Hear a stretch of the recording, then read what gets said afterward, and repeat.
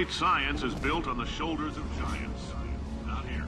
At Amateur, we do all our science from scratch. No hand-holding.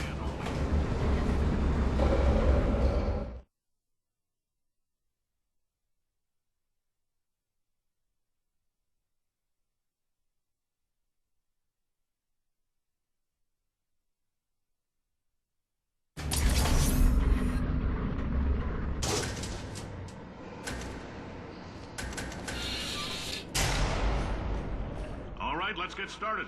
This first test involves something the lab boys call repulsion gel. You're not part of the control group, by the way. You get the gel. Last poor son of a gun got blue paint. All joking aside, that did happen. Broke every bone in his legs. Tragic, but informative. Or so I'm told.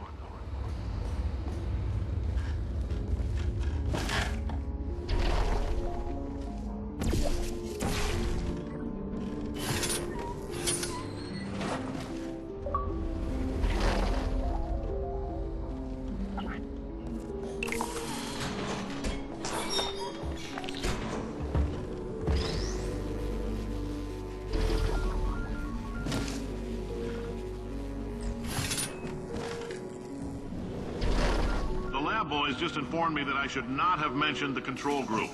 They're telling me I ought to stop making these pre-recorded messages. That gave me an idea. Make more pre-recorded messages. I pay the bills here. I can talk about the control group all damn day.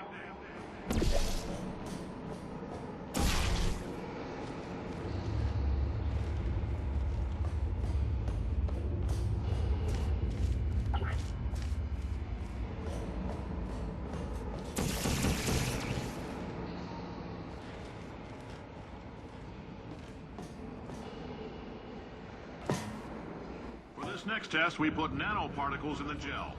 In layman's terms, that's a billion little gizmos that are going to travel into your bloodstream and pump experimental genes and RNA molecules and so forth into your tumors. Now, maybe you don't have any tumors. Well, don't worry. If you sat on a folding chair in the lobby and weren't wearing lead underpants, we took care of that too.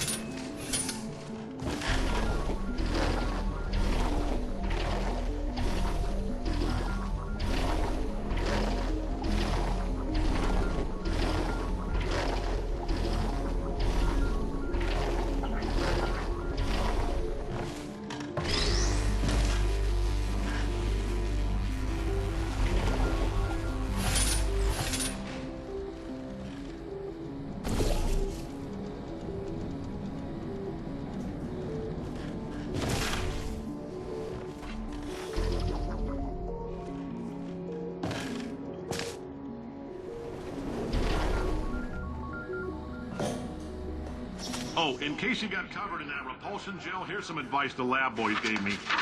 Do not get covered in the repulsion gel. We haven't entirely nailed down what element it is yet, but I'll tell you this, it's a lively one, and it does not like the human skeleton.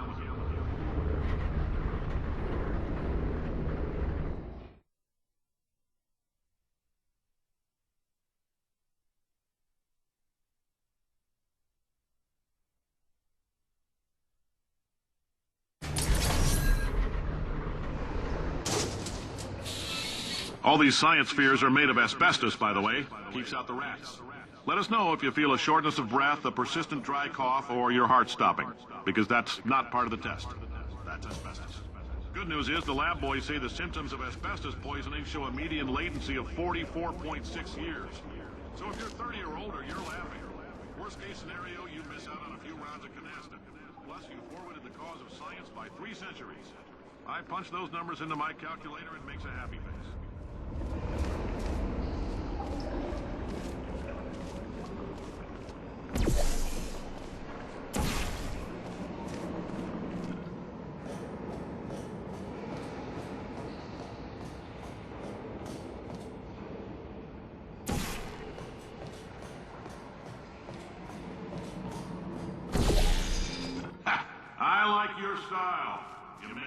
own rules, just like me. Bean Counter said I couldn't fire a man just for being in a wheelchair. Did it anyway. Ramps are expensive.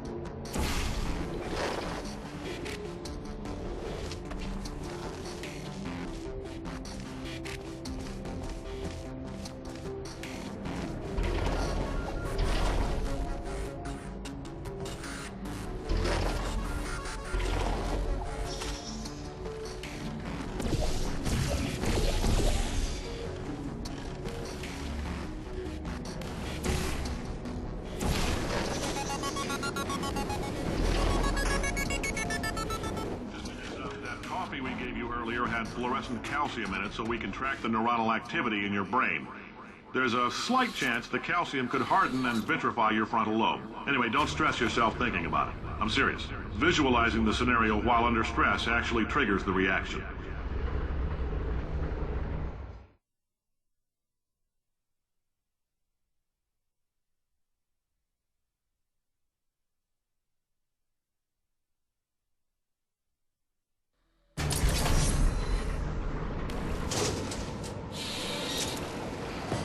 Now, if you're part of control group Kepler-7, we implanted a tiny microchip about the size of a postcard into your skull. Most likely you've forgotten it's even there. But if it starts vibrating and beeping during this next test, let us know.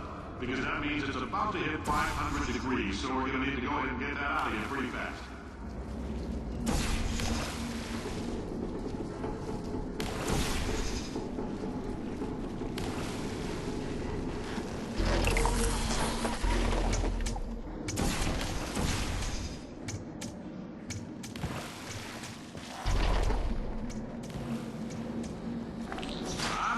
Keep your pants on. All right, this next test may involve trace amounts of time travel. So, word of advice, if you meet yourself on the testing track, don't make eye contact. Lab boys tell me that'll wipe out time. Entirely. Forward and backward. So, do both of yourselves a favor and just let that handsome devil go about his business.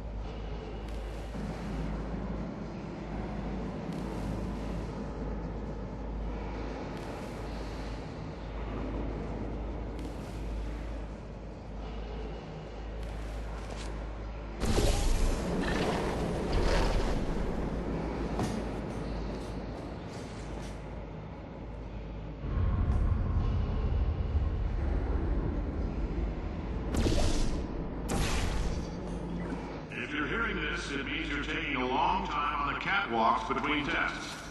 The lab boys say that might be a fear reaction. I'm no psychiatrist, but coming from a bunch of eggheads who wouldn't recognize the thrill of danger if it walked up and snapped their little pink bras, that sounds like protection. They didn't fly into space, storm a beach, or bring back the gold. No, sir, we did. You and me against the world, son. I like your grit. Hustle could use some work, though. Now let's solve this thing.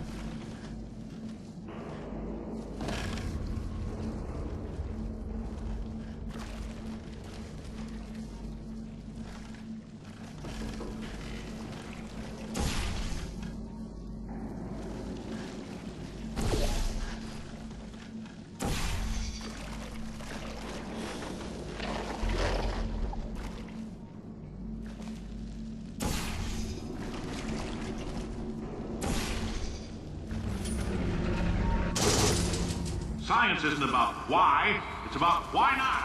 Why is so much of our science dangerous? Why not marry safe science if you love it so much? In fact, why not invent a special safety door that won't hit you on the butt on the way out, because you are fired. Now you test subject, you're doing fine.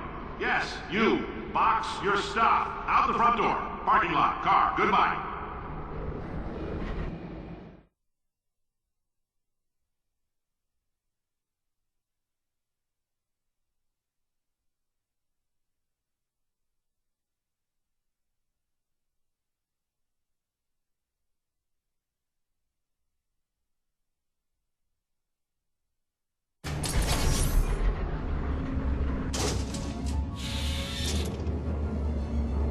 Congratulations! The simple fact that you're standing here listening to me means you've made a glorious contribution to science. As founder and CEO of Aperture Science, I thank you for your participation and hope we can count on you for another round of tests.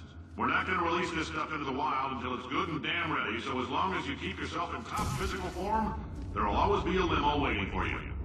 Say goodbye, Carolyn. Goodbye, Carolyn. She is a gem.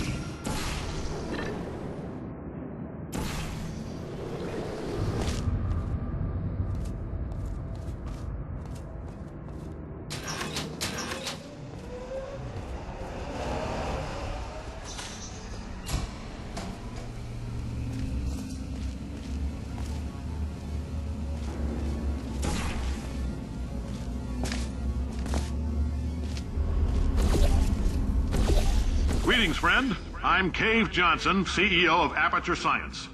You might know us as a vital participant in the 1968 Senate hearings on missing astronauts. And you most likely used one of the many products we invented, but that other people have